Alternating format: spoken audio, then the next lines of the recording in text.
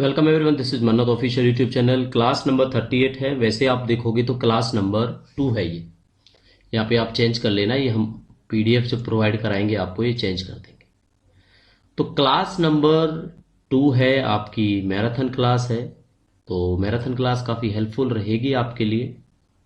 तो क्लास 1 आप लोगों ने देखी, आप लोगों के कमेंट्स आए कि किस तरह से आपको क्या सीखने को मिला। बेसिकली एमसीआरई के लिए हम आपको मैराथन करा रहे हैं, लेकिन साथ के साथ आप देखते हो एनआईटी जमशेदपुर का भी एग्ज़ाम है 25 तारीख को, सुपरिंटेंडेंट पोस्ट का। तो उन बच्चों के लिए भी ये हेल्पफुल है। तो साथ के साथ आने वाले टाइम में चाहे आईआईटी हो या एनआईटी हो या एसजीपीजीआई हो या पीजीआई चंडीगढ़ हो या निटर चंडीगढ़ में भी वैकेंसी आपकी आने वाली है, या वो रिक्रूटमेंट हो, आपका डेफिनेटली ये काम आएंगे।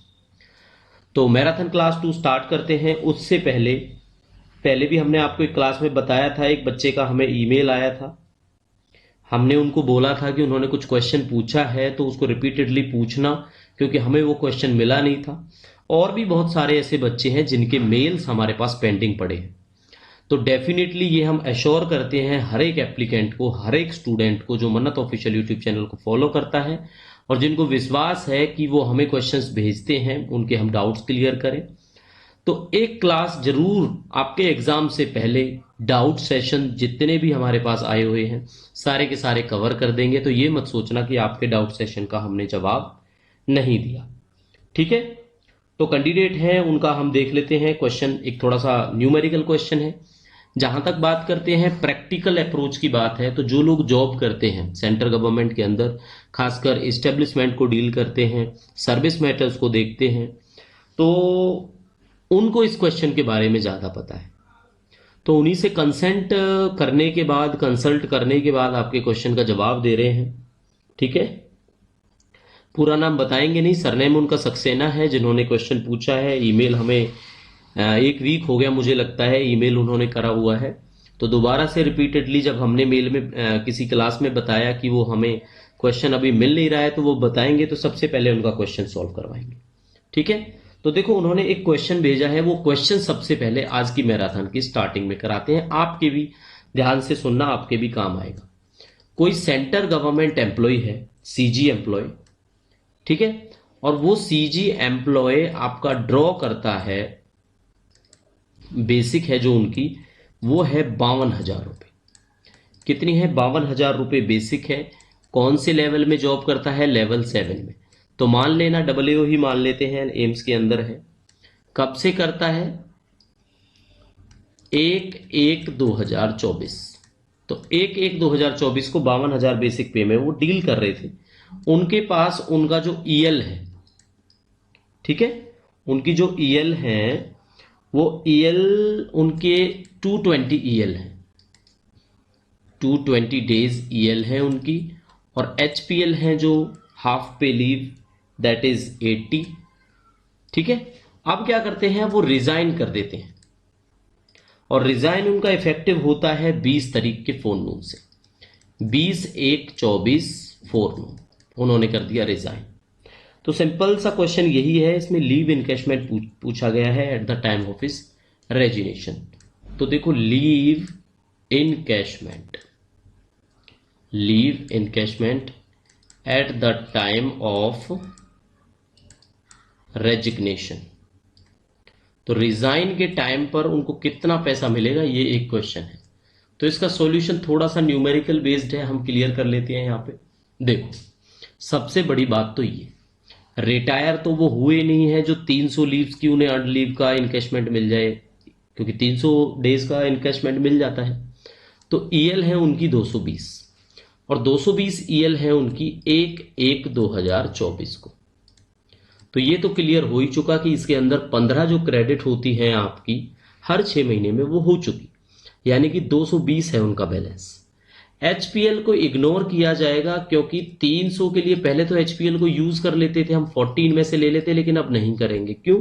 क्योंकि ये रिजाइन है, सुपर एनुएशन नहीं है, रिटायरमेंट नहीं है। रिटायरमेंट के टाइम पर ये सब काउंट होता है। क्लियर हो गया। दूसरा एक चीज और बतानी है आपको, अब इन्होंने 20 दिन तो ड्यूटी करी है ना, फोरनून में रिजाइन कर दिया, तो 19 दिन का मान लो आप, 1 तारीख से लेके और 19 जनवरी 2024 तक इन्होंने सर्व किया। तो देखो, हमने आपको बताया था कि साल की ईएल कितनी होती है, 30 होती है। तो एक महीने की कितनी होती है, ये हमने आपको बताया हुआ है, ये 2.5 होती है आपकी, कट कर लेना, 2.5 अर्नड लीव होती है। तो अब बच्चे सोचेंगे कि चलो सर 19 दिन की आप उस हिसाब से जो है प्रोपोर्शनेट काउंट कर लो। भाई 30 दिन की 2.5 तो 19 दिन की कितनी, ठीक है। लेकिन बच्चों ऐसा नहीं होता। क्यों नहीं होता, ये भी क्लियर कर देते हैं क्यों नहीं होता। ऐसा इसलिए नहीं होता कि अगर जनवरी 31 का है, आप 30 को भी रिजाइन करते हो, आपने पूरा जनवरी सर्व नहीं किया, तो भी आपको 2.5 छुट्टी नहीं मिलती, ये रूल है, ठीक है। 31 दिन के लिए 31 दिन आपको सर्व करना पड़ेगा, तब आपको मिल सकती है वो 2.5 लीव। तो आपका जो क्रेडिट है वो क्रेडिट नहीं रहेगा। और 2.5 अगर क्रेडिट होती किसी की, तो 2.5 तो होती नहीं, राउंड ऑफ में 3 होती है ना। अगर पूरा जनवरी वो सर्व करते और हम उनके अकाउंट में 220 में जोड़ते 2.5, तो 2.5 नहीं जोड़ते, हम 3 जोड़ते, क्योंकि राउंड ऑफ किया जाता है। तो अब क्या है, अब ये मुद्दा ही खत्म है। मुद्दा कैसे खत्म है, 20 दिन की 19 दिन की जो भी बनेगी वो नहीं मिलेगी उन्हें, क्योंकि सुपर एनिमेशन नहीं है या बीच में रिजाइन करके जा रहे हो, ठीक है। चलो अब यहां पे आपका क्वेश्चन स्टार्ट हो जाता है। 52,000, ठीक है। 52,000 कितना है, ये 1 मंथ का है उनका बेसिक। आपको पता है जब लीव इनकेशमेंट देते हैं तो उसमें डीए भी जोड़ा जाता है। तो बताओ मुझे एक महीने का लीव इनकेशमेंट कितना होगा, 52,000 प्लस में डीए। अब डीए कितना, इसी 52,000 पर। तो 52,000 पर याद रखना एक चीज, ये इसीलिए क्वेश्चन ये लेटेस्ट है। 1 जनवरी 2024 को हमें बताया था आपके अलाउंसेस सारे बढ़ जाएंगे जब 50% से ज्यादा आपका हो जाता है क्या, डीए। तो 50% हुआ यहीं पे था। तो इसीलिए आप 52,000 बेसिक का 50% निकालोगे तो कितना होगा, एग्जैक्टली हाफ होगा। तो 52,000 प्लस में आपका कितना हो जाएगा, आधा, 26,000। तो 52 और 26 होते हैं आपके 78,000 रुपये, ठीक है। ये महीने की बात कर रहे हैं हम। तो एक महीने के 78,000 रुपये मिलेंगे आपको। तो बच्चों 220 दिन में महीने कितने बने, एग्जैक्टली आप देखोगे 30 दिन से 7 महीने 10 डेज। 7 महीने का बताओ, जब एक महीने का 78,000 है तो 7 महीने का कितना हो जाएगा, 7 से गुना। 10 दिन का कितना निकलेगा, 78,000 का 10 दिन का, तो ये महीने का है 78,000। तो 10 दिन का कितना होगा, 10 दिन आपको पता है 1/3 होता है ना, 1/3 होता है, 30 का 1/3 होता है। तो 7 से करो इसको, 0 0 0, 7 8 56, 7 7 49, 49 और 5 54, 5,46,000 प्लस में ये भी जुड़ेगा आपका 1/3। तो 1/3 करो, इसका कितना होगा, 26,000 हो जाएगा ना। तो 26,000 और जुड़ जाएगा इसके अंदर। तो बताओ मुझे आप कितना होगा, 54,600, इसमें जोड़ा जाएगा 5,46,000, इसमें 26,000 और जोड़ा जाएगा। तो 26,000 जोड़ने के बाद आप पहुंचोगे 5,72,000। तो उन्होंने जो क्वेश्चन भेजा है उसमें एक ऑप्शन है ये 5,72,000। तो कौन सा ऑप्शन है, ये सी ऑप्शन है, ठीक है। अब उन्हें एक चीज जस्टिफाई कर देते हैं, पहला ऑप्शन उनका 2,46,000 है, वो हो नहीं सकता क्योंकि 2,46,000 तो बहुत कम है। दूसरा ऑप्शन है 6,76,000। तो 6,76,000 और 5,72,000 में पूरे के पूरे 1 लाख से भी ज्यादा डिफरेंस है। और अगर ये 19 दिन का मिलना भी होता तो वो लाख रुपए नहीं बनता, ये आपको भी पता है, क्योंकि आपका एक महीने का 78,000 है तो लाख तो हो नहीं सकता। तीसरा 5,72,000 तो हमने आपको बता दिया। चौथा है 1,04,000, तो 1,04,000 बिल्कुल नहीं होगा, ठीक है। तो आंसर जस्टिफाइड है। फिर भी कोई डाउट रहता है आप पर्सनली ईमेल करिए और हमसे पता कर सकते हैं, ठीक है। वैसे कंसल्ट करने के बाद ही आपका क्वेश्चन हमने सॉल्व करवाया है, क्योंकि ये जो लोग एक्चुअल में एस्टेब्लिशमेंट डील करते हैं तो ये प्रैक्टिकल क्वेश्चन है, ये हम सबको इतना ज़्यादा नहीं पता होगा, लेकिन अब अगर ऐसा कोई क्वेश्चन आता है तो आप लोग कर पाओगे, ठीक है। चलो जी, अब क्वेश्चन की बारी आ जाती है सेकंड। देखो आज आपको पढ़ाएंगे क्या इसके अंदर, इसके अंदर आपको पढ़ाएंगे अलाउंसेस के बारे में, ये जो मैराथन क्लास है। तो अलाउंसेस में कौन सा अलाउंस कितने % है, क्या है, एक उसकी भी बात करेंगे। एक बच्चे ने स्पेशल जो अलाउंस के बारे में बात किया था, स्पेशल चाइल्ड को जो मिलता है, वो भी बात करेंगे। तो अलाउंसेस के बारे में बात करेंगे, फीस के बारे में बात करेंगे, और जो इंक्वायरीज होती हैं या कोई एग्जामिनेशन में ड्यूटी लगती है तो ऑनरेरियम बोलते हैं उसको, एक्स्ट्रा ड्यूटी को, उसकी भी बात करें। ठीक है, चल डियरनेस अलाउंस का हम आपको सिंपल सा जवाब यही देंगे कि हमारी वो वीडियो जरूर देखना जिसमें डियरनेस अलाउंस का हमने बताया हुआ है कि 50% होने पे कब क्या हो जाएगा, तो आपको पूरा का पूरा क्लियर हो जाएगा। तो एज ऑन डेट अगर आप देखते हो, एज ऑन डेट 1/1/2024 अभी क्वेश्चन करवाया था, 50% हो गया था। ठीक है, 1/7/2024 से ये 3% बढ़ के मिला था तो 53% हो गया था। अब 1/1/2025 जो चल रहा है अभी हमारा 2% मिला था तो 55% हो गया था। अब क्या है, अब आपका ड्यू है, ये ड्यू होता है पेंडिंग। कब से ड्यू है, ड्यू है कब से, तो ये ड्यू है आपका 1 जुलाई 2025 से। तो अभी रेट डिसाइड नहीं हुआ है, जब भी डिसाइड होगा तो ये बढ़ जाएगा। तो आपने याद रखना है अभी क्या रेट है इसकी, 55% रेट है। ठीक है, चल इसी क्वेश्चन के अंदर आपको समझाएंगे डीए आपका पे किया जाता है पेड ऑन बेसिक, ये तो आपको सबको पता है। ठीक है, किस पे किया जाता है, बेसिक पे पर। और बेसिक पे किस में डिफाइंड है, बेसिक पे ये आपकी डिफाइंड है फंडामेंटल रूल नंबर 9 आपने इसलिए याद रखना है, सारी डेफिनेशन इसी के अंदर है। तो फंडामेंटल रूल नंबर 9 के 21 के अंदर आप जाओगे तो 21 के भी ए के 1 पॉइंट में जाओगे तो आपको ये डेफिनेशन मिल जाएगी। ठीक है, अब डीए में क्या है, पेड तो बेसिक पे है लेकिन ये साथ में आप इनको एनपीए भी जोड़ सकते हो जिनको एनपीए मिलता है। एनपीए अगर मिलता है तो इंक्लूडेड है, नहीं मिलता है तो नहीं इंक्लूडेड है डीए के अंदर। बस इतना याद रखना है, 50 पैसे से ज्यादा, 50 पैसे से कम, कम को इग्नोर किया जाता है, 50 पैसे से ज्यादा को क्या कर दिया जाता है, पूरा रुपया समझ लिया जाता है। तो एग्जाम्पल आपको समझाएंगे, जैसे डीए आपका बना 9,632 रुपये 40 पैसे, तो ये बच्चों होगा 9,633 रुपये। ठीक है, सॉरी 32 रुपये, क्योंकि 40 पैसे कम है उसको इग्नोर कर देंगे। 9,650 रुपये 55 पैसे अगर आता तो 50 से ऊपर हो गया तो ये 1 रुपया पूरा बढ़ा देंगे इसके अंदर। तो इस तरह से आपने समझना है। ठीक है, तो डीए का हमने आपको बता दिया। चलो अब डीए का ही क्वेश्चन बनता है, क्वेश्चन थर्ड, कि डीए मिलता कब से है। अब डीए का मतलब डेली अलाउंस भी होता है, लेकिन we are talking about dearness allowance. Dearness allowance को बोलते हैं महंगाई भत्ता, जो आपको कंपनसेट करने के लिए दिया जाता है प्राइस इंक्रीज। किसके लिए दिया जाता है, to compensate the increased price, सीधी सी बात है। ठीक है, और कब से दिया जाता है, बेस ईयर क्या है इसका, बेस ईयर इसमें 2016 लिया जाता है। एक क्वेश्चन ये याद हो जाएगा।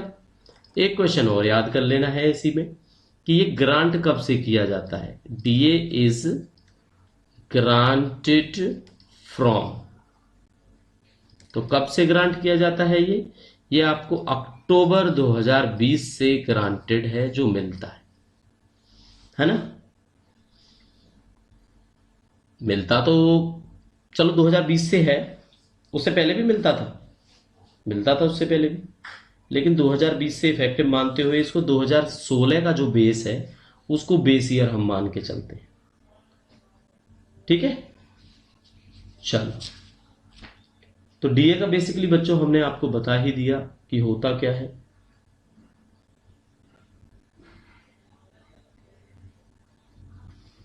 चलो एक दो बातें और हैं डीए से संबंधित।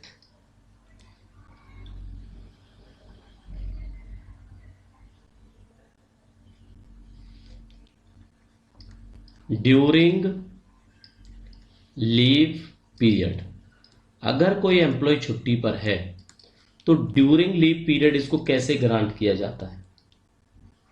तो सीधी सी बात है, बेसिक पे प्लस में एनपीए अगर किसी को मिलता है तो नहीं मिलता है तो बेसिक पर ही मिलता है। ठीक है। अगर लीव में, यहां पे जो लीव है, अगर लीव प्रिपेटरी टू रिटायरमेंट है, एलपीआर है, अगर लीव प्रिपेटरी टू रिटायरमेंट है तो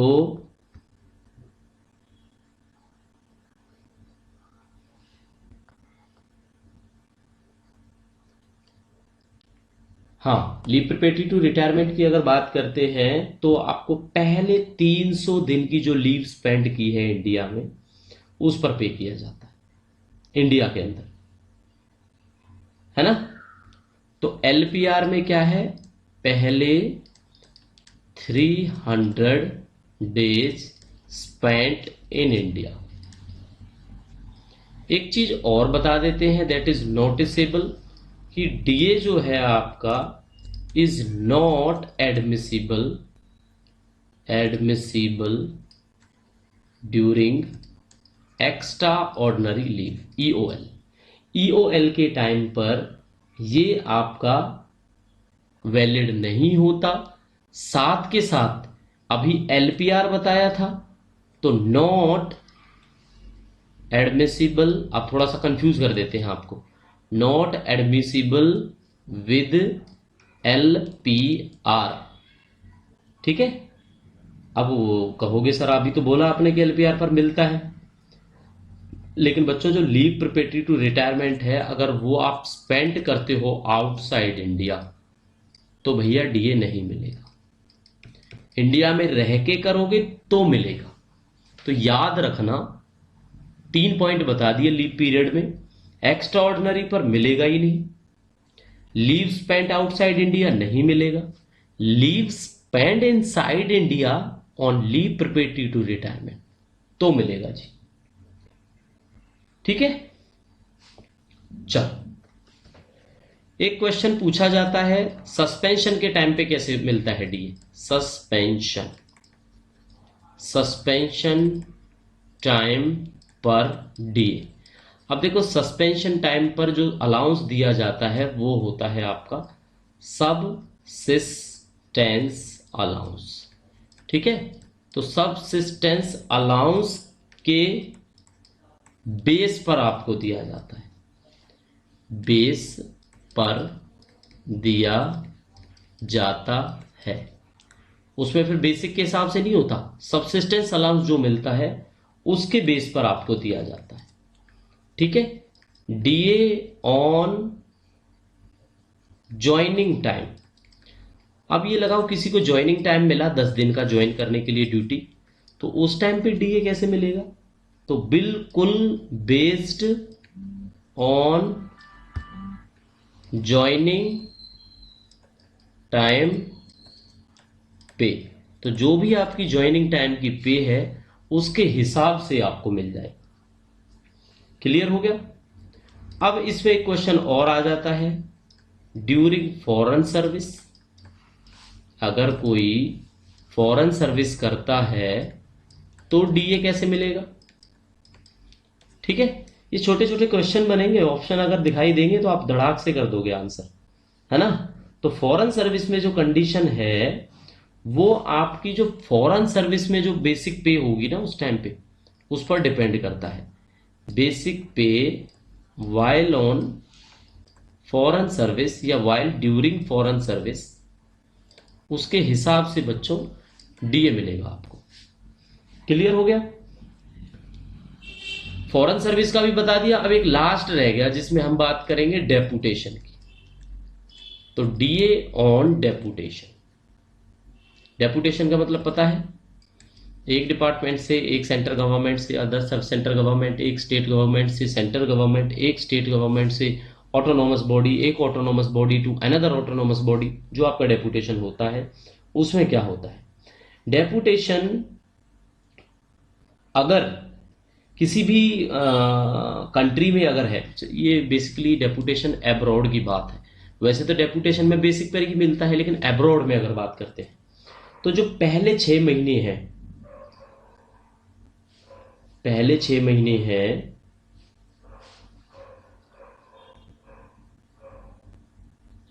कैसे लिखें, फर्स्ट फर्स्ट 6 मंथ्स,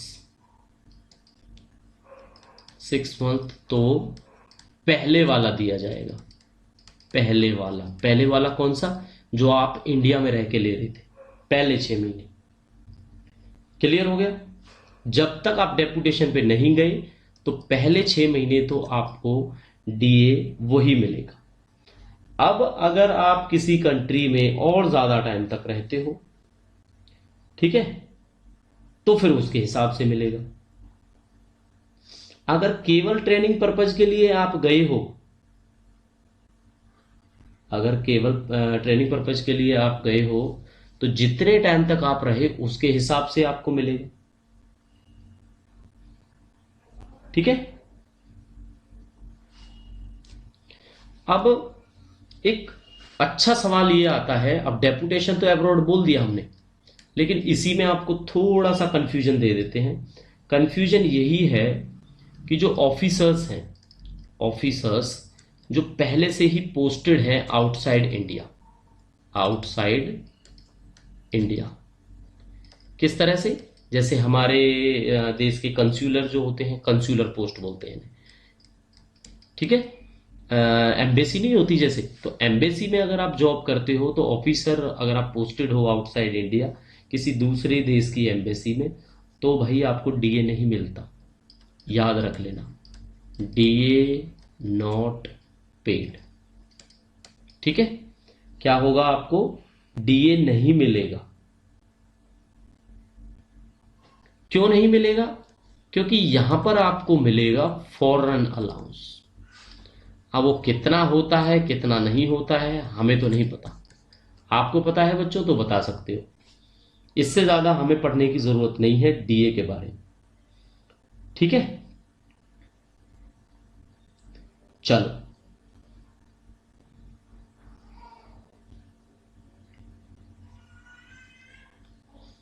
एचआरए का टॉपिक है, तो एचआरए हम वीडियो आप जाके देख लो, वीडियो एचआरए का स्पेशल ही बनाया हुआ है।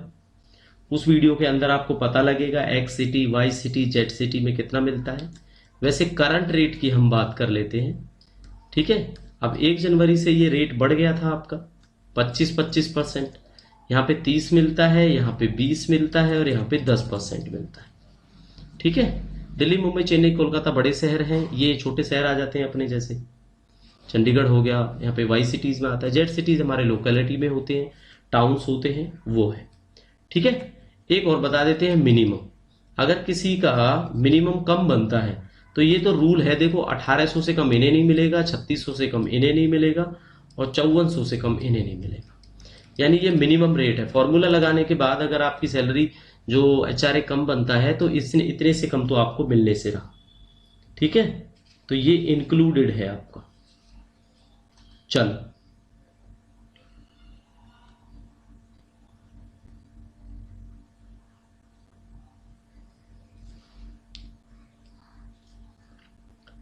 ये भी आपको पता है बेसिक पेपर दिया जाता है, बेसिक पेपर। लेकिन इसके अंतर्गत जो बेसिक पे है वहां पे बेसिक पे का मतलब पे लेवल में जो बेसिक पे है, पे लेवल में जो बेसिक है वो है। ठीक है, अगर किसी को एनपीए मिलता है तो वो इसके अंदर नहीं जोड़ा जाता। कट लगा दिया हमने, नहीं जोड़ा जाएगा। मतलब बेसिक पे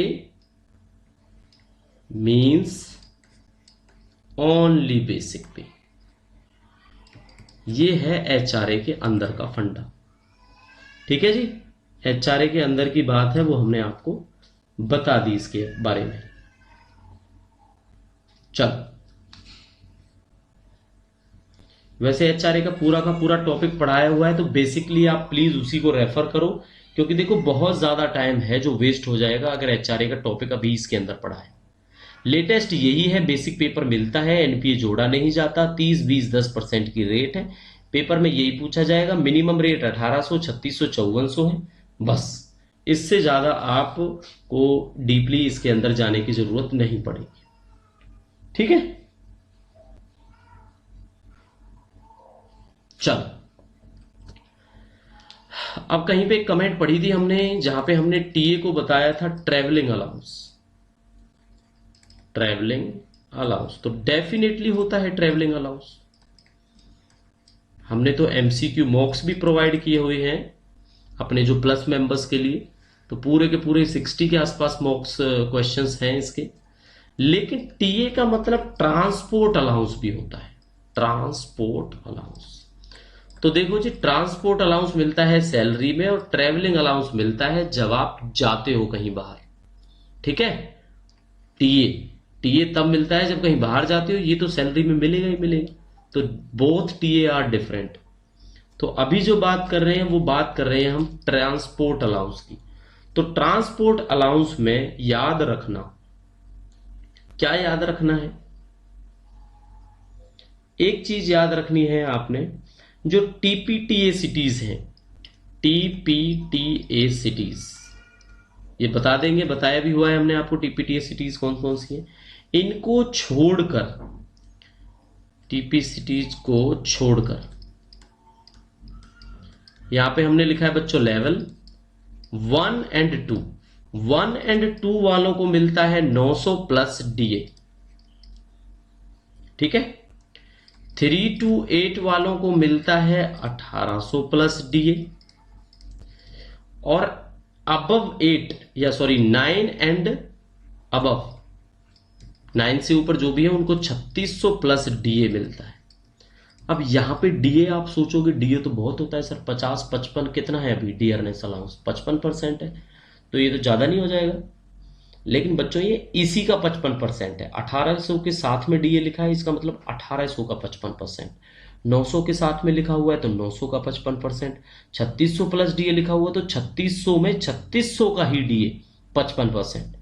वो रेट निकल के आएगी विदाउट टीपीटीए सिटीज, क्योंकि हायर जो है मिलता है वहां पे, आपका जो है हायर मिलता है इसके अंदर जितनी भी टीपीटीए सिटीज हैं। टीपीटीए सिटीज कौन सी है, बेंगलुरु है, चेन्नई है, जयपुर है, दिल्ली है, कानपुर है, लखनऊ है, नागपुर है, पटना है, पुणे है, सूरत है, मुंबई है, ग्रेटर मुंबई है, कलकत्ता है, कोची है, गाजियाबाद है, चेन्नई है, कोयम्बटूर है, ये सारी बड़ी सिटीज हुई, तो वहां पे मिलता है ये ज्यादा। ठीक है, तो अब बात कर लेते हैं टीपीटीए सिटीज के अंदर। तो टीपीटीए सिटीज में 1 एंड 2 लेवल है तो 1350 प्लस डीए हो जाता है। ठीक है, 3 से 8 तक आपका लेवल है तो 3600 ही रहेगा यहाँ पर, जो आपका 9 से अबव है ना वो आ जाता है यहाँ पे 3600। फिर 9 एंड अबव में आपका 7200 से भी ज्यादा होगा, 7200 प्लस डीए। तो देखो उनको ज्यादा मिलता है वही ट्रांसपोर्ट अलाउंस जो इन शहरों में जॉब करता है। तो बेसिकली इसी वजह से एक एचआरए ज्यादा, एक ट्रांसपोर्ट अलाउंस ज्यादा, इसी वजह से इनकी सैलरी ज्यादा होती है। ठीक है, ये फिक्स है, ये फिक्स फंडा है। एक नया रूल यह है, अगर मान लो आप लगे क्लर्क, बेसिक 19,900 है, एक टाइम के बाद आपकी बेसिक 25,500 हो जाती है तो आप लेवल 4 में चलेंगे, तो क्या अब आपको जो डीए है, जो ट्रांसपोर्ट अलाउंस है, वो ये 900 वाला मिलेगा? नहीं मिलेगा। तब बच्चों आपको 1800 वाला मिलेगा, क्योंकि अब आप 1800 की स्लैब के अंदर आ गए हो। तो ये रूल है 1 जुलाई 2017 के बाद। ठीक है, तो आप उसके लिए higher rates of transport allowance के लिए आप एलिजिबल हो जाते हो। क्लियर हो गया? चलो,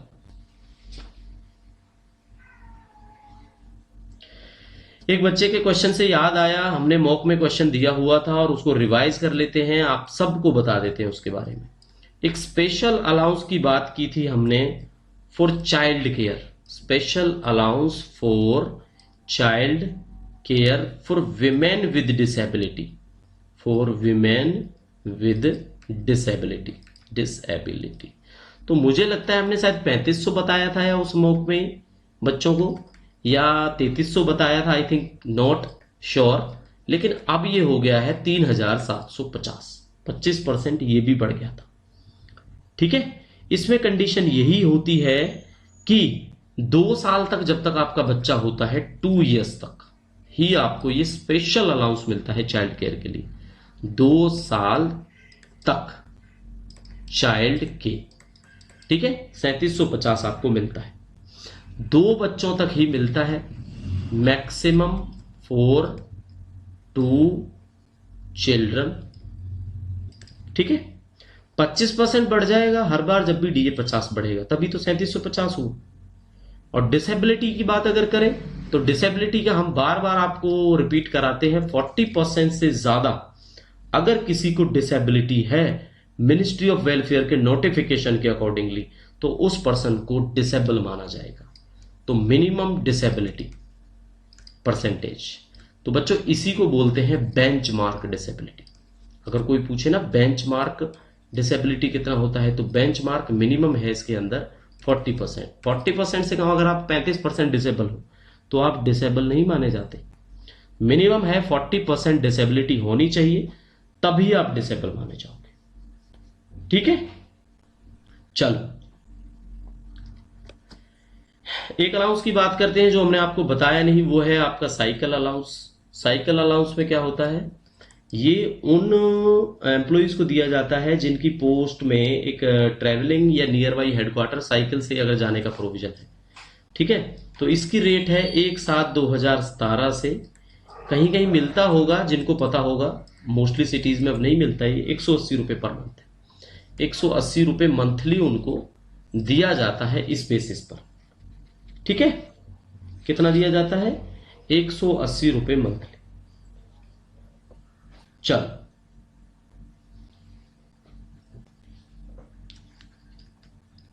सैंक्शन जो है इसकी शुरुआत में होती है 2 साल के लिए, शुरुआत में 2 इयर्स। ठीक है, बाद में रिन्यूअल होता है। 180 रुपये आपको मिलेंगे, 2 साल तक मिलेंगे, उसके बाद रिन्यूअल्स रिक्वायर्ड होता है। ये इसके अंदर प्रोविजन है। तो ये दिया किस में जाता है, DOPs के अंदर दिया जाता है, डिपार्टमेंट ऑफ पोस्ट में दिया जाता है, टेलीकॉम के अंदर दिया जाता है लाइक BSNL, और ये जहां पर जाना पड़ता है। ठीक है, जहां पर साइकिल का प्रोविजन है उसके मेंटेनेंस के लिए ये एक जो है प्रोवाइड किया जाता है साइकिल अलाउंस। इसके बाद बात कर लेंगे ड्रेस अलाउंस की। ड्रेस अलाउंस, अब देखो क्वेश्चन का नंबर तो शायद हम भूल गए हैं, है ना, आपको याद रहेगा नहीं, लेकिन हम क्वेश्चन का नंबर जरूर लेके आएंगे ताकि आपको याद रहे। 10 था, इसको हम यहाँ पे 11 नोट कर देते हैं। 11 के बाद ये जो ट्रैवलिंग अलाउंस करवाया आपको ये 12 कर देते हैं, TPTA में ये 13 कर देते हैं, और ये TPTA सिटीज का 14 कर देते हैं। 14 के बाद स्पेशल अलाउंस में 15 कर देते हैं, डिसेबिलिटी की मिनिमम बेंचमार्क 16 कर देते हैं। साइकिल अलाउंस कितना मिलता है, सारा का सारा 17 में कवर करते हैं, और अब आ जाते हैं 18 नंबर पे। ठीक है, तो 18 नंबर में बात करेंगे ड्रेस अलाउंस की। ये हम आपको बता ही चुके हैं। अब ये रेट हो चुका है 6250 एनुअली। बेसिकली दिया जाता है in the month of July, जो जा चुका है, अभी अगस्त है, in the month of July. तो जुलाई के मंथ में ये दिया जाता है, एनुअली दिया जाता है। ठीक है, ये जो रेट है रिवाइज्ड कब से है, 1/1/2024 से। ठीक है, 1/1/2024 से ये दिया जाता है। अब ये साफ साफ लिखा है जब भी 25% होगा तो ये बढ़ जाएगा। ठीक है, अब ड्रेस अलाउंस दिया किनको जाता है, कुछ कैटेगरीज है जो आप याद रख सकते हो। ट्रैकमैन होते हैं रेलवेज के अंदर। ठीक है, स्टाफ के कार ड्राइवर होते हैं किसी भी इंस्टीट्यूट के अंदर, स्टाफ कार ड्राइवर्स को दिया जाता है। सारे के सारे MTS को दिया जाता है। ठीक है, कैंटीन स्टाफ्स को दिया जाता है। ठीक है, और नॉन स्टैच्यूरी डिपार्टमेंटल जितनी भी कैंटीन है उनको दिया जाता है। साथ के साथ आपका मेडिकल इंस्टीट्यूट है जैसे एम्स है, तो यहाँ पे आपके जो हॉस्पिटल अटेंडेंट्स को दिया जाता है, MTS को दिया जाता है, नर्सिंग स्टाफ को दिया जाता है। ठीक है, टेक्नीशियन को दिया जाता है ना। आई थिंक देख लेना, डॉक्टर्स का तो पता नहीं, उनके भी कोर्ट्स के लिए होता होगा, पता नहीं, बाकी इनको तो मिलता ही मिलता है। HA को मिलता है, MTS को मिलता है, नर्सिंग को मिलता है, टेक्नीशियंस को मिलता है। तो जो जो ड्रेस पहनते हैं उनको ड्रेस अलाउंस दिया जाता है। आपने बस ये याद रखना है। ठीक है, और ड्रेस अलाउंस का हमने बता दिया। एक क्वेश्चन और आता है इसके अंदर कि इसके अंदर क्या क्या चीज सब्ज्यूम हुई है। ड्रेस अलाउंस के अंदर क्या क्या चीजें हैं जो मर्ज हुई हैं, वो एक ही बारी में आपको नोट करा देते हैं। तो पहला तो है वॉशिंग अलाउंस, इसी के अंदर जोड़ा गया। दूसरा आपका है यूनिफॉर्म अलाउंस। पहले यूनिफॉर्म अलग से मिलती थी, उसकी वॉशिंग के लिए अलग से अलाउंस मिलता था। ठीक है, तो अभी इसके अंदर क्या आ गया आपका, यूनिफॉर्म अलाउंस और वॉशिंग अलाउंस। साथ में अगर कोई कहे तो स्टिचिंग अलाउंस भी, क्वेश्चन में ये भी जरूर पूछा जाता है स्टिचिंग अलाउंस के बारे में। तो तीनों के तीनों अलाउंस सब्ज्यूम हो चुके और बन गया ड्रेस अलाउंस। ठीक है, पढ़ा दिया है हमने आपको, ये क्लियर है कि ड्रेस अलाउंस के अंदर आपको क्या क्या कंडीशन है, क्या क्या मिलता है।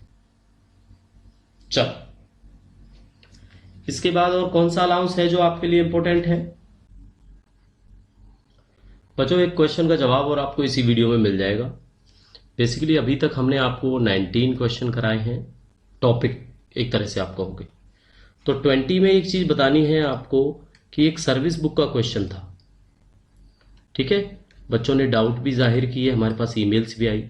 तो ये होता है कि सर्विस बुक को जो आपकी इस्टेब्लिशमेंट है वो एम्प्लॉय को कब कब वेरीफाई कराती है, एम्प्लॉय को कितने टाइम में दिखाना चाहिए या कितने टाइम में वो शो कर सकते हैं कि भाई आप अपनी डिटेल्स हैं जो चेक कर सकते हो। तो हमने आपको 6 मंथ्स बताया था कि 6 महीने में अलाउ करना चाहिए। तो वो 6 महीने का जो आंसर है वो रॉन्ग है, आपने याद रखना है 1 ईयर। तो कम से कम साल में 1 ईयर में, एक साल के अंदर जो एम्प्लॉय को उसकी सर्विस बुक को दिखाया जाना चाहिए बाय द कंसर्न्ड एस्टेब्लिशमेंट। जो उनकी एस्टेब्लिशमेंट है जो डील करता है सर्विस बुक सेक्शन को, वो 1 ईयर के अंदर अंदर एटलीस्ट एम्प्लॉय को वेरीफाई कराए उसकी सर्विस बुक। तो सर्विस बुक उनको बाई हैंड वो अपना देख सकते हैं। ठीक है, चलो 21 अब आपको क्वेश्चन हम जीपीएफ से संबंधित करवाएंगे। तो जीपीएफ के सबसे पहली बात आती है कि फुल फॉर्म क्या है। तो फुल फॉर्म है इसकी जनरल प्रोविडेंट फंड। ठीक है, क्या फुल फॉर्म है इसकी? General provident fund. इसमें जो आपको इंटरेस्ट मिलता है, या तो ये सवाल पूछा जाता है इसमें इंटरेस्ट कितना मिलता है, तो इसमें 7.1% तक ही मिलता है। कितना मिलता है? 7.1% तक है जो आपको रेट ऑफ इंटरेस्ट दिया जाता है इसके अंदर। ठीक है, एप्लीकेबल कौन कौन है इसमें, किस किस पर इसकी एप्लीकेबिलिटी है, तो ये आपको पता ही होगा। जीपीएफ उन एम्प्लॉइज को मिलता है जिनको एनपीएस नहीं मिलता था, और एनपीएस मिलता है 1/1/2004 से। तो जाहिर सी बात है 31 दिसंबर 2023 तक जिसने भी ज्वाइन किया उसको ओपीएस मिलेगी, ओल्ड पेंशन स्कीम, और साथ के साथ जीपीएफ भी होता है उनका, जनरल प्रोविडेंट फंड। इसमें जितना मर्जी आप डिडक्शन कराना चाहो, लेकिन पूरे के पूरे एमोल्यूमेंट्स को डिडक्ट नहीं करा सकते आप। तो ये किस किस पर एप्लीकेबल है? जिन्होंने ज्वाइन किया है 31 दिसंबर से पहले पहले। ठीक है, ज्वाइन चाहे उन्होंने बाद में भी कर लिया हो, लेकिन अपॉइंटेड ऑन एंड बिफोर। आपने ये चीज जरूर याद रखनी है अगर आप कंफ्यूजन में कभी आते हो तो। अपॉइंटमेंट लेटर उनको इश्यू होने चाहिए 31 दिसंबर 2023 से पहले पहले। ज्वाइन तो वो बाद में भी करेंगे, फिर भी जीपीएफ में आएंगे। ठीक है, तो appointment should be on and before 31 दिसंबर 2003। ये आपने बस याद रखना है। ठीक है, minimum amount of subscription, minimum amount of subscription कितने % तक आप कटा सकते हो अपना जीपीएफ के अंदर, दैट इज आपको पता ही है कितना आता है बच्चों, वो 6% आता है। कितना आता है इसके अंदर? 6% आता है, जो कि मिनिमम है। ठीक है, तो मिनिमम होता है 6%। 6% किसका? 6% ऑफ एमोल्यूमेंट्स। एमोल्यूमेंट्स, इसमें बच्चों को बड़ी कंफ्यूजन होती है कि एमोल्यूमेंट्स में आता क्या क्या है। बिल्कुल बताएंगे आपको क्या क्या आता है। ठीक है, ये चीज आपने बिल्कुल नोट करनी है। और मैक्सिमम अमाउंट ऑफ सब्सक्रिप्शन वो होनी चाहिए should be less than total emoluments. Total जो सैलरी है ना उससे कम होना चाहिए। ये नहीं है कि सर पूरी की पूरी कट कर लो 7.1% के इंटरेस्ट पे, मेरे को बाद में दे देना। तो पूरी की पूरी सैलरी आप लोग नहीं कटा सकते, ये रूल है। ठीक है, तो 22वां पॉइंट आपको बताना है जो, वो यही बताना है कि एमोल्यूमेंट्स क्या होते हैं। एमोल्यूमेंट्स याद रखना। अब एमोल्यूमेंट्स आपको जीपीएफ के केस में बता रहे हैं।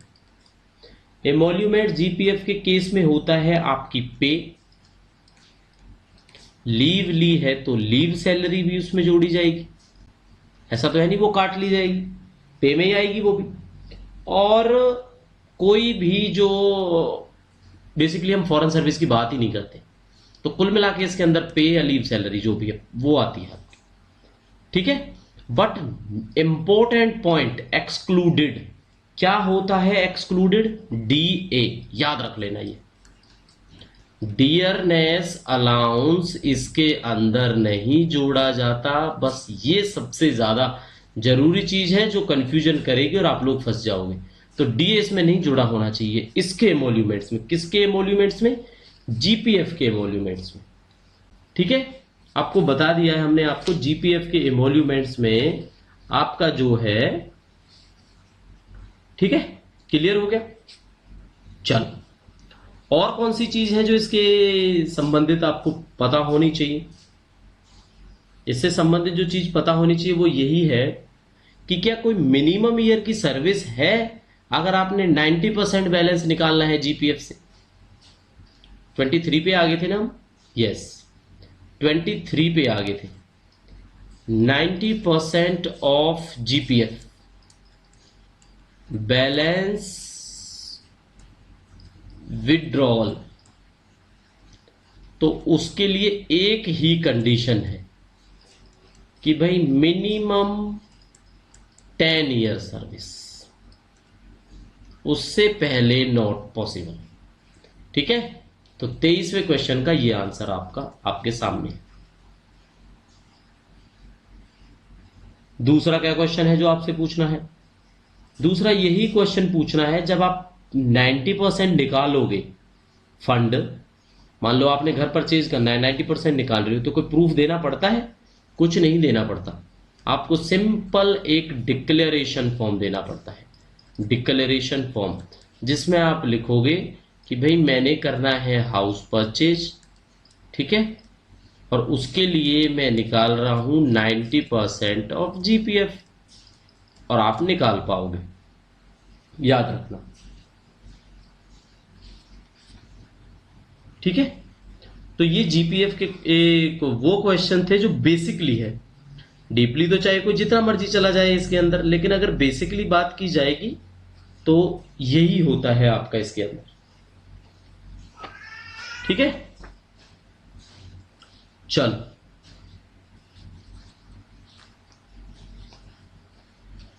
जीपीएफ के भी जो संबंधित आपके कुछ क्वेश्चंस हैं वो बेसिकली हमने आपको करा दिए।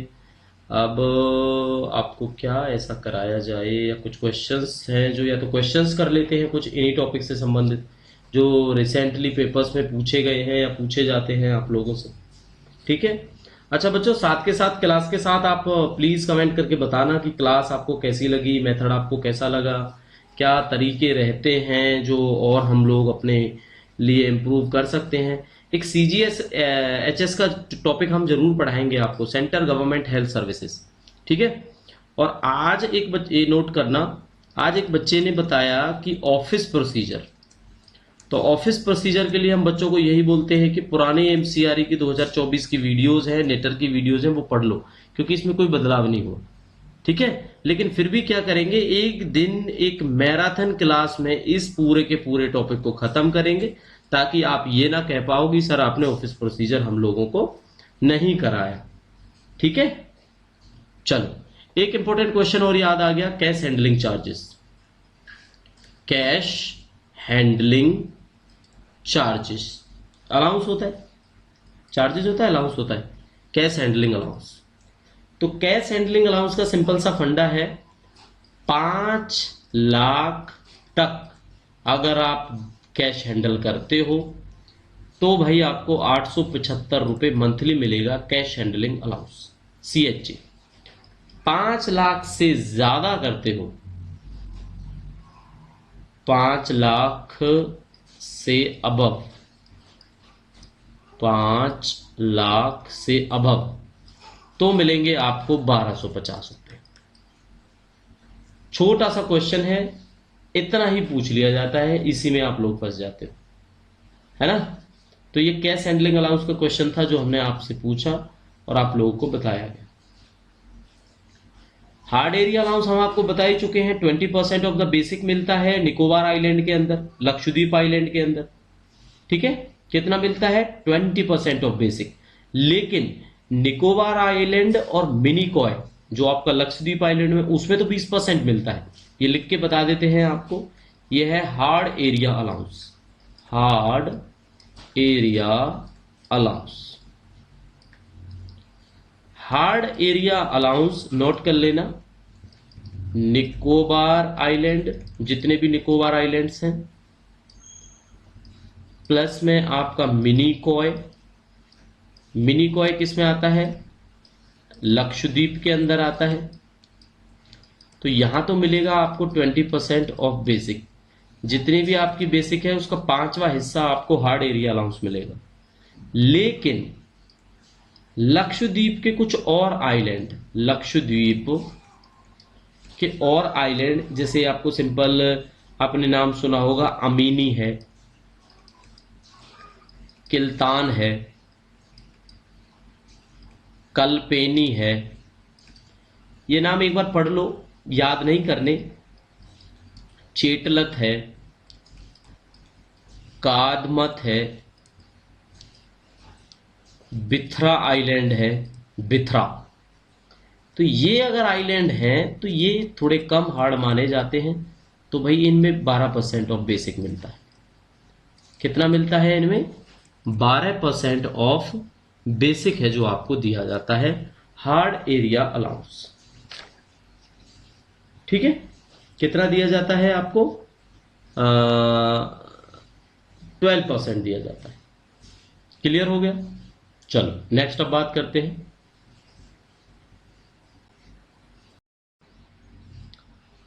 इसके बाद नेक्स्ट अलाउंस के बारे में पढ़ाएंगे, जो वो है आपका children education allowance, that is CEA। क्या होता है CEA? ये होता है आपका चिल्ड्रन एजुकेशन अलाउंस। ठीक है, चिल्ड्रन एजुकेशन अलाउंस भाई है क्या ये? सबसे पहले आपने समझना है कि ये है क्या।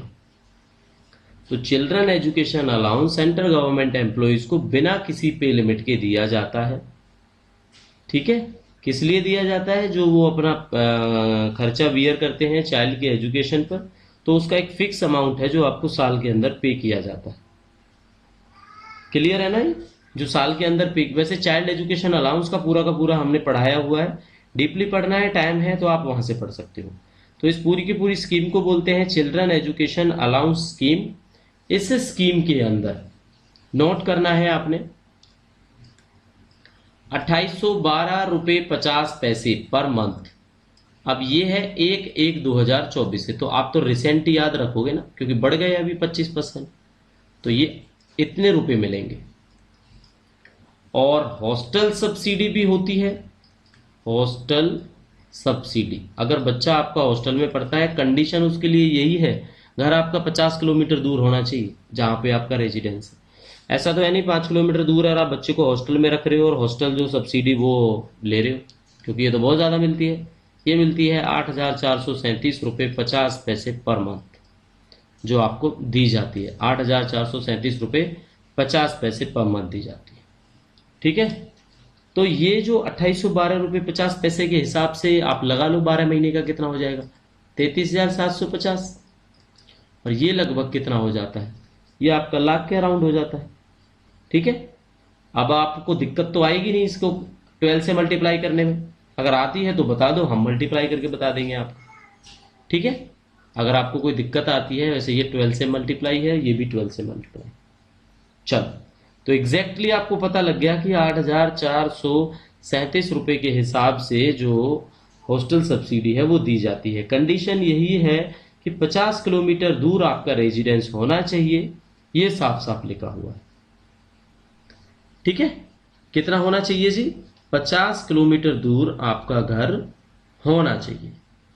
ठीक है, तो ये मेरे बच्चों हो जाता है 1,01,250 रुपये।